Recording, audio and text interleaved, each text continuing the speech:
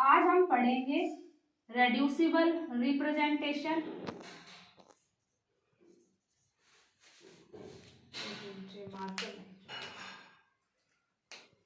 Reducible representation और इररेड्यूसिबल representation.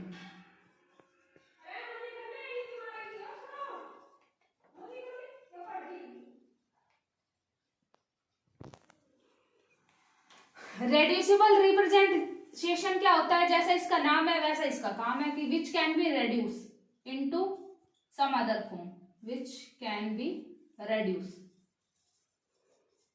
Okay, और which can't be reduce is called irreducible representation.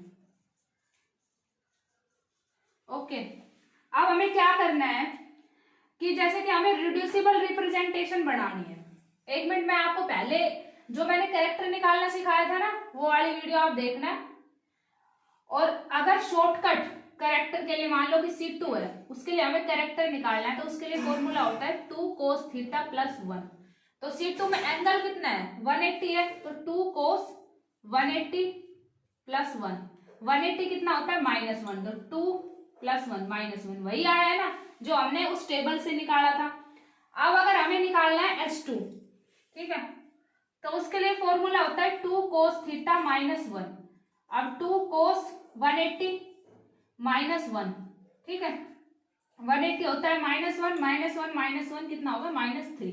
तो S2 का अगर हमें S के लिए निकालना है तो फॉर्मूला है ये कैरेक्टर के लिए, ठीक है, कैरेक्टर के लिए ये कैरेक्टर का सिंबल होता है। और अगर हमें C2 के लिए निकालना है तो ये है।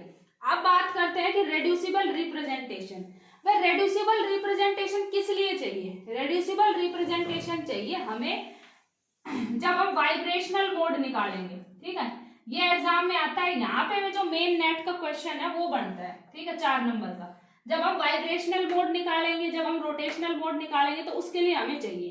तो कैसे बनाना है? जैसे मान लो कि हमें C2V की बनानी है रेड्यूसिबल रिप्रेजेंटेशन, ठीक है, तो उसमें एलिमेंट क्या क्या होते हैं? ये होते हैं sigma XZ, sigma YZ and C2Z, ठीक है, ये होता है। अब इसमें हमें क्या करना है कि एक तो हमें चाहिए एलिमेंट, सॉरी इसको मत करो आप, ऐसे मत डालो। एक तो हमें चाहिए XYZ के रेस्पेक्ट में कैरेक्टर। क्या चाहिए? XYZ के रेस्पेक्ट में कैरेक्टर, ठीक है। कैरेक्टर मैंने आपको प्रीवियस वाली जो क्लास है उसमें निकलवाया था ना। जैसे ये कैरेक्टर निकाल रखे हैं, मैंने निकलवाया था। ई का कैरेक्टर क्या होता है? 3 होता है, ठीक है। सिग्मा XZ का क्या होता है? +1 होता है। मैंने आपको पहले निकलवाया होगा, ये आप देख सकते हैं पहले वाली वीडियो में। और सिग्मा YZ का भी +1 होता है। और यहाँ पे जो C2Z है, यहाँ पे हमने निकाला है ना C2Z, और C2Z तो हमने लगा लिया, लेकिन C2 ये, तो इसके लिए कैरेक्टर क्या होता है? -1। अब हमें ये मॉलिक्यूल पता है कि C2V के लिए ये मॉलिक्यूल होता है, इसमें C2V होता है। तो इसमें हमें निकालना है नंबर ऑफ अनशिफ्टेड एटम, ठीक है। क्या निकालना है?